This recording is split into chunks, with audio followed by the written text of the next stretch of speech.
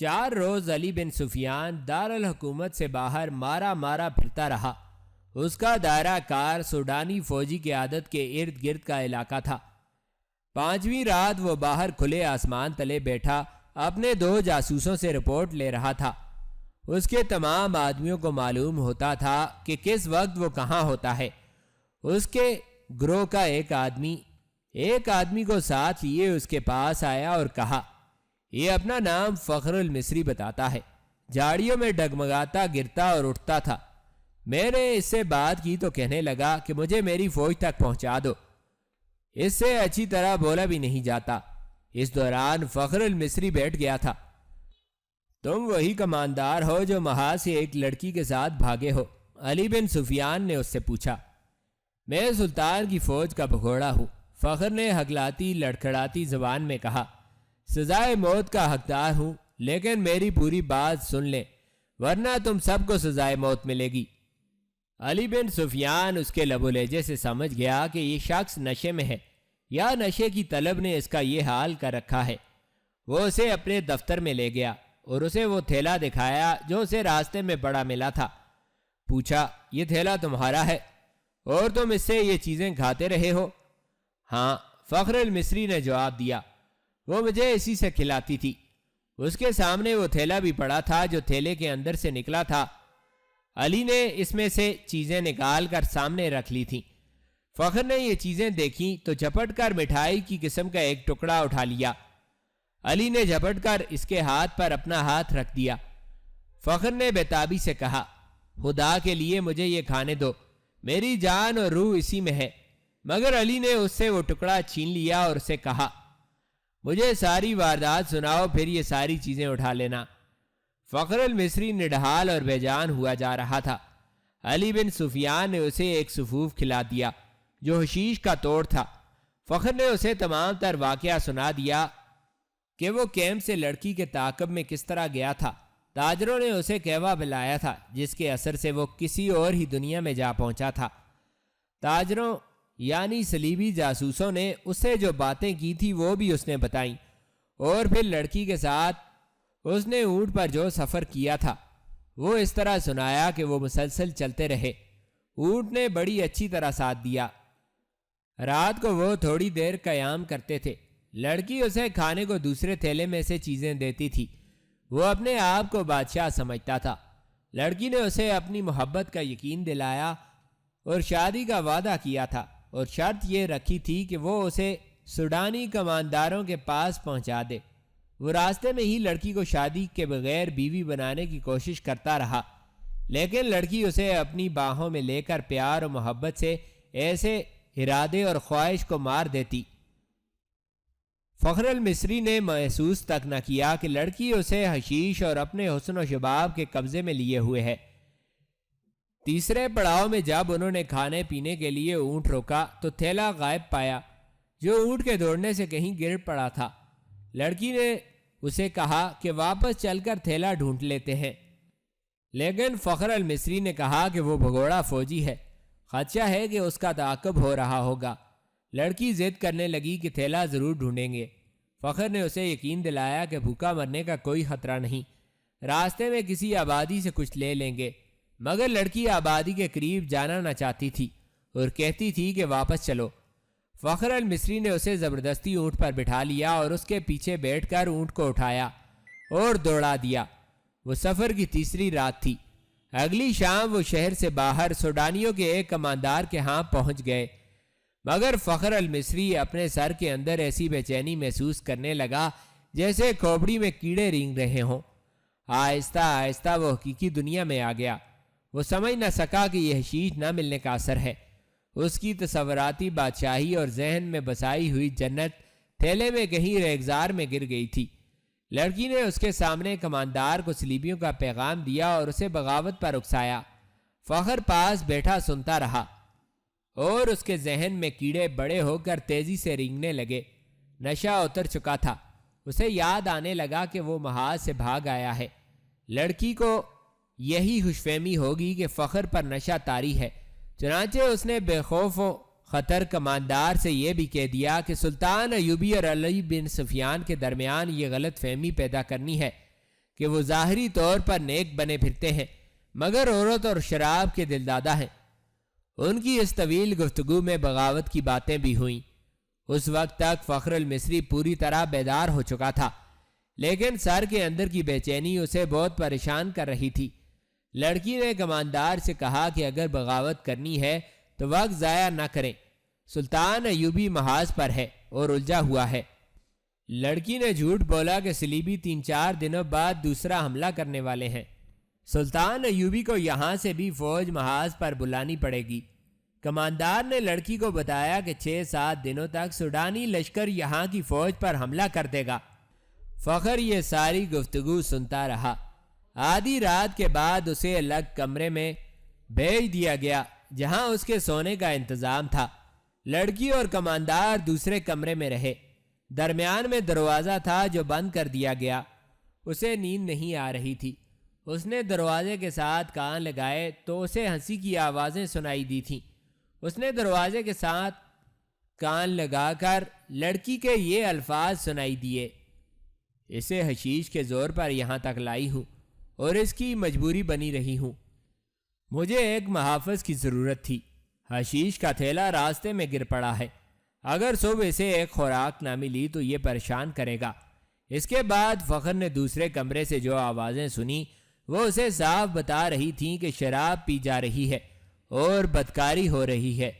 بہت دیر بعد اسے کماندار کی آواز سنائی دی: یہ آدمی اب ہمارے لیے بیکار ہے، اسے قید میں ڈال دیتے ہیں یا ختم کروا دیتے ہیں۔ لڑکی نے اس کی تائید کی۔ فخر المصری پوری طرح بیدار ہو گیا اور وہاں سے نکل بھاگنے کی سوچنے لگا۔ رات کا پچھلا پہر تھا۔ وہ اس کمرے سے نکلا۔ اس کا دماغ ساتھ نہیں دے رہا تھا۔ کبھی تو دماغ صاف ہو جاتا تھا مگر زیادہ دیر معوف رہتا۔ صبح کی روشنی پھیلنے تک وہ خطرے سے دور نکل گیا تھا۔ اسے اب دوہرے تعاقب کا خطرہ تھا۔ دونوں طرف اسے موت نظر آ رہی تھی۔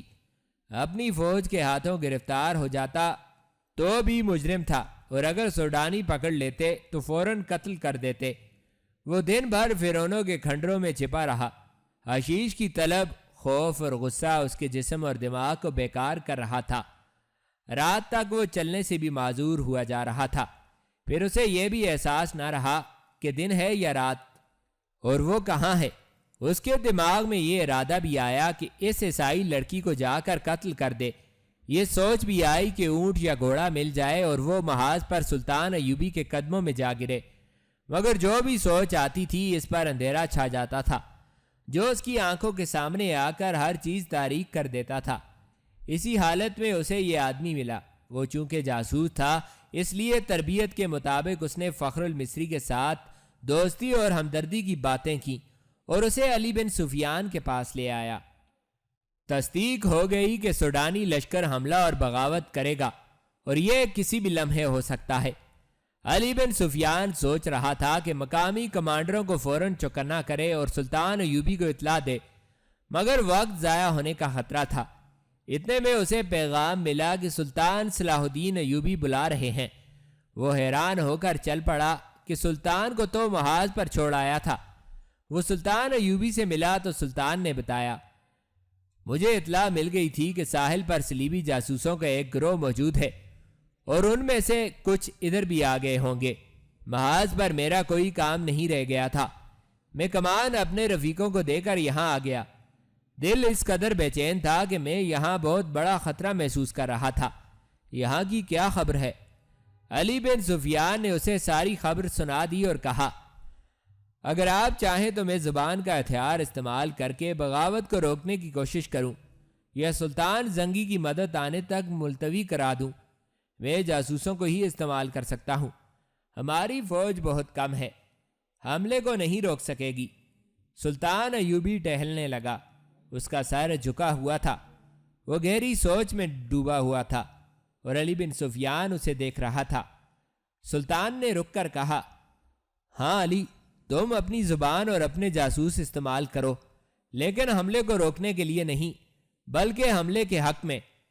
سوڈانیوں کو حملہ کرنا چاہیے، مگر رات کے وقت جب ہماری فوج خیموں میں سوئی ہوئی ہوگی۔ علی بن سفیان نے حیرت سے سلطان کو دیکھا۔ سلطان نے کہا: یہاں کے تمام کمانداروں کو بلوا لو اور تم بھی آ جاؤ۔ سلطان ایوبی نے علی بن سفیان کو یہ ہدایت بڑی سختی سے دی، سب کو یہ بتا دینا کہ میرے متعلق ان کے سوا کسی کو معلوم نہ ہو سکے کہ میں محاذ سے یہاں آ گیا ہوں۔ سوڈانیوں سے میری یہاں موجودگی کو پوشیدہ رکھنا بے حد ضروری ہے۔ میں بڑی احتیاط سے خفیہ طریقے سے آیا ہوں۔ 3 راتیں بعد قاہرہ تاریک رات کی آغوش میں گہری نیند سویا ہوا تھا۔ ایک روز پہلے قاہرہ کے لوگوں نے دیکھا تھا کہ ان کی فوج جو مصر سے تیار کی گئی تھی شہر سے باہر جا رہی ہے۔ انہیں بتایا گیا تھا کہ فوج جنگی مشق کے لیے شہر سے باہر گئی ہے۔ نیل کے کنارے جہاں ریتیلی چٹانیں اور ٹیلے ہیں، وہاں دریا اور ٹیلوں کے درمیان فوج نے جا کر خیمے گاڑ دیے تھے۔ فوج پیادہ بھی تھی، سوار بھی۔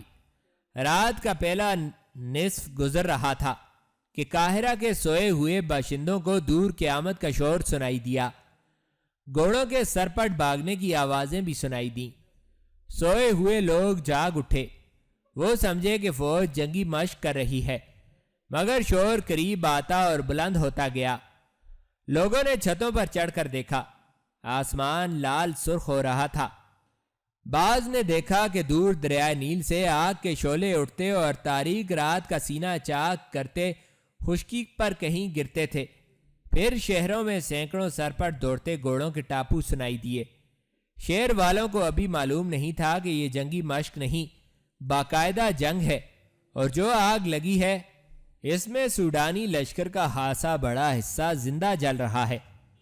یہ سلطان صلاح الدین ایوبی کی ایک بے مثال چال تھی۔ اس نے دارالحکومت میں مقیم قلیل فوج کو دریائے نیل اور ریتیلے ٹیلوں کے درمیان وسیع میدان میں خیمہ زن کر دیا تھا۔ علی بن سفیان نے اپنے فن کا مظاہرہ کیا تھا۔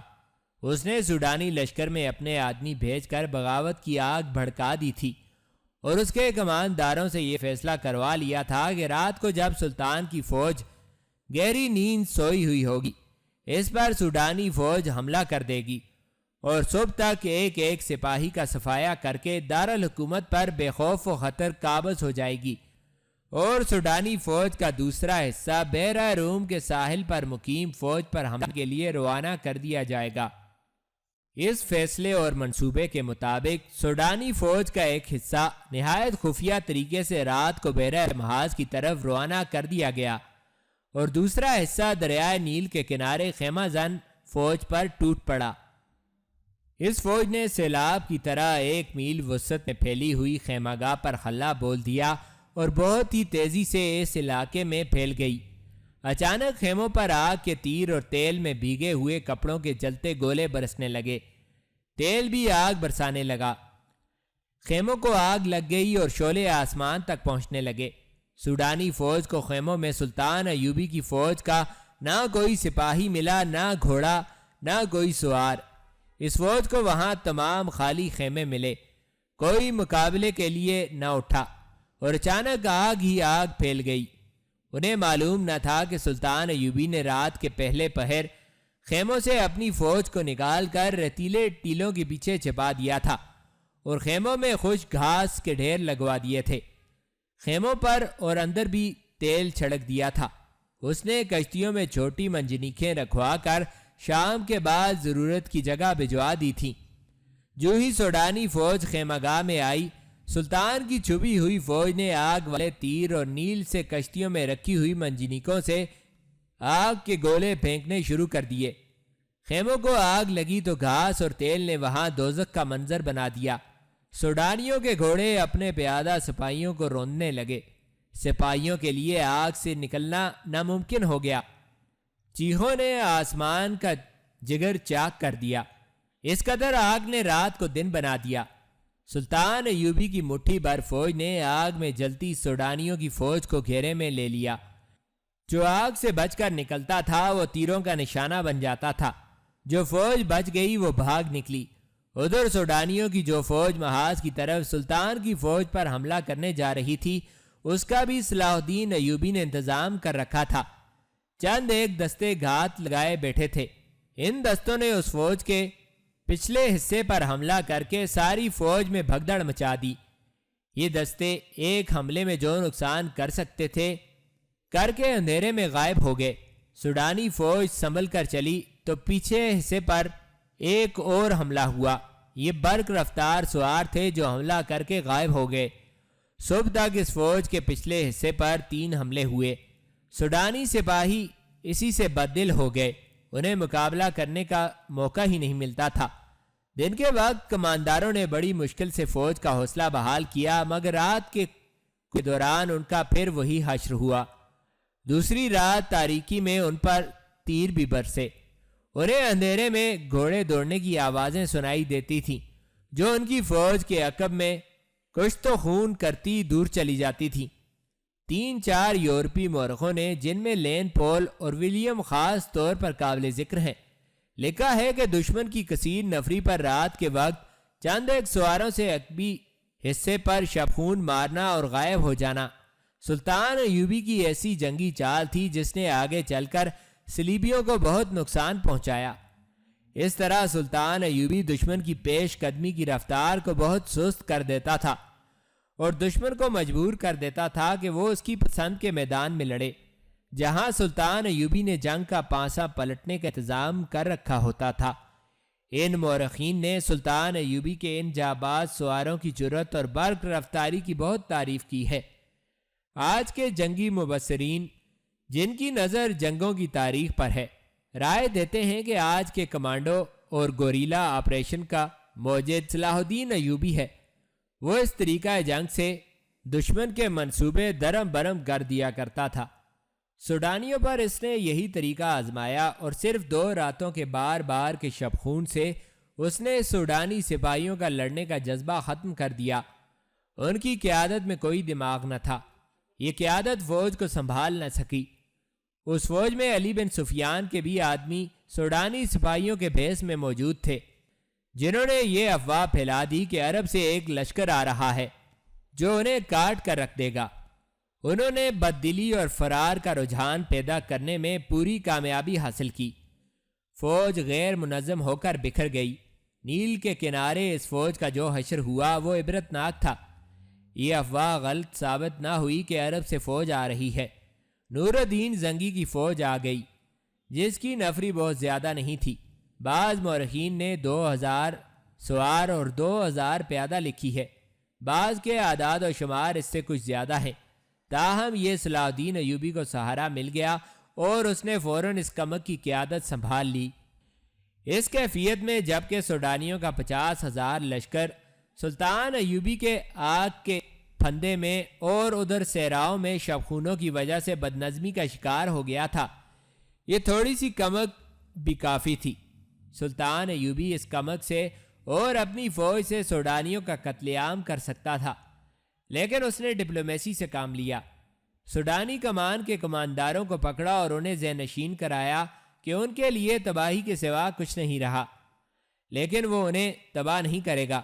کمانداروں نے اپنا حشر دیکھ لیا تھا، وہ اب سلطان کے عتاب اور سزا سے خائف تھے، لیکن سلطان نے انہیں بخش دیا اور سزا دینے کے بجائے سوڈانیوں کی بچی کچی فوج کو سپاہیوں سے کاشتکاروں میں بدل دیا۔ انہیں زمینیں دیں اور کھیتی باڑی میں انہیں سرکاری طور پر مدد دی، اور پھر انہیں یہ اجازت بھی دے دی کہ ان میں سے جو لوگ فوج میں بھرتی ہونا چاہتے ہیں وہ ہو سکتے ہیں۔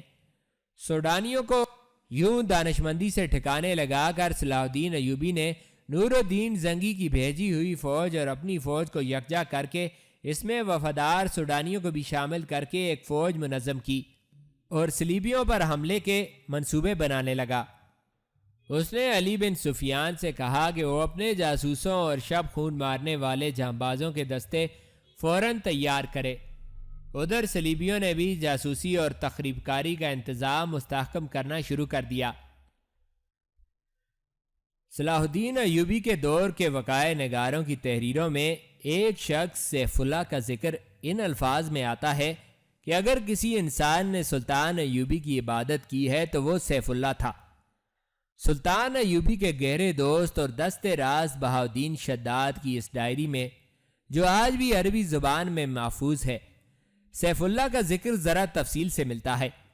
یہ شخص جس کا نام باقاعدہ تاریخ میں نہیں ملتا، صلاح الدین ایوبی کی وفات کے بعد 17 سال تک زندہ رہا۔ وقائع نگار لکھتے ہیں کہ اس نے عمر کے یہ آخری 17 سال سلطان ایوبی کی قبر کی مجاوری میں گزارے تھے۔ اس نے وصیت کی تھی وہ مر جائے تو اسے سلطان کے ساتھ دفن کیا جائے، مگر سیف اللہ کی کوئی حیثیت نہیں تھی۔ وہ ایک گمنام انسان تھا جسے عام قبرستان میں دفن کیا گیا، اور وہ وقت جلد ہی آ گیا کہ اس قبرستان پر انسانوں نے بستی آباد کر لی اور قبرستان کا نام و نشان مٹا ڈالا۔ تاریخی لحاظ سے سیف اللہ کی اہمیت یہ تھی کہ وہ سمندر پار سے صلاح الدین ایوبی کو قتل کرنے آیا تھا۔ اس وقت اس کا نام میگنانا ماریوس تھا۔